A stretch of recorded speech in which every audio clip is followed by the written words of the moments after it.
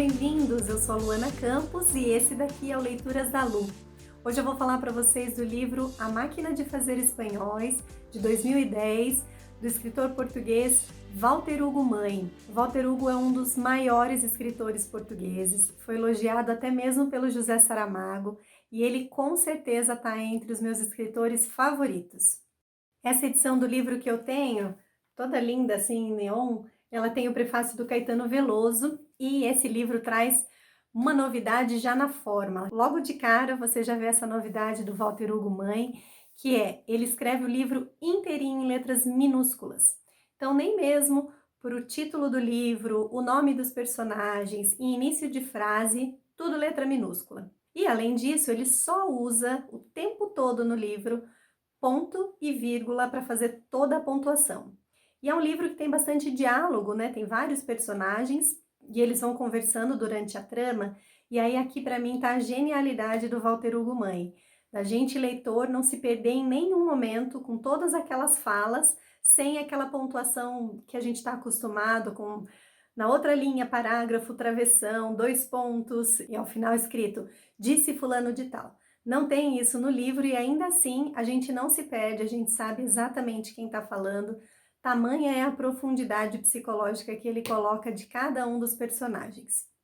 Bom, esse livro ele traz duas importantes passagens de Portugal, que foram o tempo da dominação espanhola, e aí Walter Hugo Mãe vai trazendo quais são as implicações disso para o povo português. Então, em mais de um momento na obra, ele fala, por exemplo, que até hoje o povo português paga o mesmo valor pelos bens, serviços que os demais europeus, mas só recebe como salário 1/3 do que os demais europeus.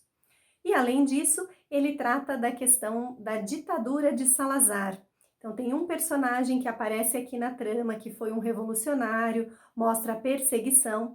Então também é uma maneira do Walter Hugo contar um pouco da história portuguesa aqui. Bom, mas essa é a parte histórica, mas a história a que se propõe contar o livro é a história do senhor Silva, um senhor de 84 anos, que a gente começa a trama do livro acompanhando com ele o falecimento da sua esposa, a Laura, depois de 48 anos de casados. E aí, assim, gente, é linda a descrição que ele faz do amor que ele tem por Laura, do quanto tá difícil para ele suportar aquele momento, pensar em continuar vivendo sem ela, né? Uma vez que eles eram tão complementares, viviam tão bem e ele cultivava um amor tão bonito por ela. E aí, nesse momento, a filha dele coloca ele num asilo para que ele não ficasse sozinho, é o chamado Lar Felicidade. E ele vai para lá, assim, extremamente carrancudo, sofrendo muito a perda da mulher, calado, não quer conversar com ninguém. E o livro vai mostrar, então, toda a adaptação do Sr. Silva até que ele consegue ver naquele espaço o seu novo lar, tecer uma relação de amizade com as pessoas que estão ali. Bom, então, quando ele chega no asilo, o Sr. Silva é recebido pelo Américo, que é um enfermeiro que trabalha lá, e a descrição que ele faz, gente, é muito bonita. Ele fala que o Américo é extremamente amoroso, extremamente afetuoso, uma pessoa de uma disponibilidade em ajudar, uma disponibilidade em olhar qual é a necessidade daquele outro ser humano que está ali e realmente ajudar. Ele fala que o Américo não foi formado em nenhuma escola, senão a escola do coração. E aí eu fico fazendo um paralelo quando eu ouço essa parte do livro e cada uma das falas do Américo ao longo do romance e penso assim que é lógico que em todas as profissões é muito importante e é muito gostoso quando a gente encontra alguém que gosta daquilo que faz aquilo de coração. Mas é muito especial quando a gente toca nessas profissões que lidam com o cuidado de outros seres humanos, né? Então, assim, você vê essa disponibilidade, ele fala que o Américo tem um acréscimo de entrega que não se vê em muitas outras pessoas. E fico pensando também, né, que quando chegar a minha vez, quando eu precisar mais de ajuda, tiver numa idade, por exemplo, como o senhor Silva, tiver doente, como eu queria ter um Américo também para cuidar de mim, que tenha todo esse cuidado e essa relação com um ser humano de tanto respeito. Embora seja um livro que trate sim da questão da finitude da vida, das doenças, da velhice, da perda das capacidades, da perda da memória, da luta contra o corpo, ele traz também que a gente aprende, enquanto seres humanos, todos os dias até o nosso último dia de vida. Então, o seu Senhor Silva, ele vai aprendendo felicidade sobre amizade e sobre a beleza das pequenas coisas da vida.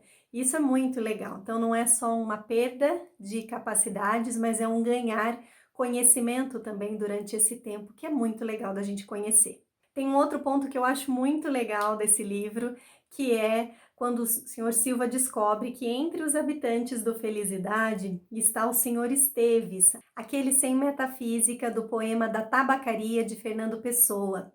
E ele fica extasiado com esse encontro. Na verdade, o Sr. Esteves, ele representa para todos os moradores do asilo um grande orgulho de estar ali, de alguma forma fazer parte da história portuguesa. Afinal, né, Fernando Pessoa é um dos maiores autores de todos os tempos da literatura portuguesa. E ter o Sr. Esteves ali resgata para aquelas pessoas o orgulho de pertencer, né, o orgulho de serem portugueses, o orgulho de fazerem parte da história daquele país. Então é uma grande comoção, ele é um grande ídolo lá dentro do asilo e também não é diferente para o Senhor Silva. Eu acho muito legal o Mãe trazer essa outra obra tão importante, tão famosa para dentro desse livro dele. E isso também vai fazendo menção ao próprio título do livro, assim como aqueles 2 pontos que eu falei para vocês lá no começo desse vídeo, de que ele trata de 2 pontos históricos de Portugal, aqui também é mais um momento que ele faz referência, e daí o motivo dele escolher esse título para o livro dele. Não vou dar spoiler aqui do porquê, mas acho que vale vocês também entenderem por que ele escolheu esse título para a obra. Além disso, eu gosto muito de um outro ponto do livro, que é o momento que ele faz a reconciliação com a filha dele. Então, eu disse para vocês que ela quem deixou ele no asilo, e que ele estava muito carrancudo, sofrendo muito no começo, e todas as vezes que ela vai visitá-lo, ele trata ela mal, ele briga com ela, discute, ele acha que ela está indo lá só por obrigação, e aí tem um momento que ele para um pouco, faz uma reflexão, o próprio Américo fala para ele, uma outra pessoa fala, poxa, será que é a melhor forma, né? Ela está vindo aqui te visitar, vai lá, conversa com ela. E esse momento da reconciliação, ele traz à memória quando ela era muito criança, muito pequenininha, e ele empurrava ela no balanço e ela dizia mais alto, mais alto. E aí, quando ele dá um abraço nela de reconciliação, de perdão, é essa imagem que ele lembra e ele fala que esse abraço é como se fosse um grande empurrão na vida dela, né? Como se ele estivesse resgatando e dando a permissão para que ela fosse feliz, para que ela vivesse a vida dela, para que ela pudesse deixá-lo ali, que ele estava bem, que ele estava em paz. Eu tenho uma filha pequena de quase 3 anos, então essa coisa do empurrar no balanço e ouvir das crianças o mais alto, é algo que me toca também quando eu leio essa obra. O livro também traz muito essa coisa do Sr. Silva tecer a amizade com os demais integrantes do asilo. Então ele vai se afeiçoando pelas pessoas, querendo bem, fazendo bem para elas, se disponibilizando e formando com elas uma verdadeira família. Ele fala, inclusive, né, que não são familiares dele de sangue, mas são pessoas que ele quer tão bem quanto.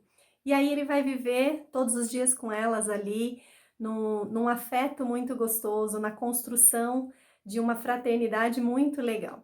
Eu gosto demais dessa proposta do Mãe, de tratar nesse livro de 2 sentimentos tão profundos do Sr. Silva. O primeiro deles, o amor pela Laura. Ele até chega a dizer que quando uma pessoa morre, ela devia levar com ela todo o amor que as outras pessoas sentem por ela, que assim seria muito mais fácil para quem fica.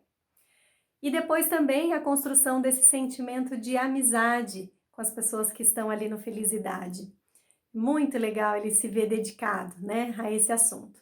Tem até um dos últimos capítulos do livro que ele intitula assim: Eu precisava desse resto de solidão para aprender sobre esse resto de companhia. Então, esse aprendizado que vem até o último dia da nossa vida também. E depois, quando você vai olhar um pouco para o Mãe, você fala, puxa, deve ser um senhorzinho, né? Uma pessoa que viveu tudo isso para escrever com tanta profundidade, com tanto sentimento sobre é a terceira idade, sobre a nossa velhice. E não, ele é um homem muito mais jovem, que não viveu isso ainda, o que mostra para mim muito da sensibilidade dele, do olhar para o outro, da tamanha observação que ele teve para escrever essa obra e que faz dela tão grandiosa. Vocês vão me ver ainda falando aqui no canal de vários outros livros dele. Para mim, o Walter Hugo Mãe é aquele tipo de autor que não importa qual das obras você pega para ler, é sempre um presente, é sempre bom.